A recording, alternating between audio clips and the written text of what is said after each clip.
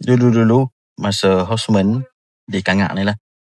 So kadang kita balik lewat 2-3 pagi, 12 malam, 11 malam. Pi kerja pun sebelum matahari keluar. 6 pagi, 5 pagi pergi kerja. So tak sempat nak beli barangan-barangan dapur. Barangan sayur pun semua payah nak beli. So Kangak ni nak beli kat mana time-time ni? Ni.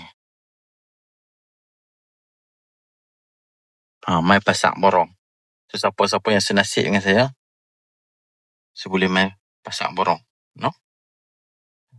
So Pasar Borong ni depa dah ni tengok macam ni pukul 11 masih aktif ke. Barang baru sampai. So boleh dapatkan dekat sini. Siapa-siapa yang senasib macam saya dulu. Di Kangak ni boleh mai cari kat Pasar Borong.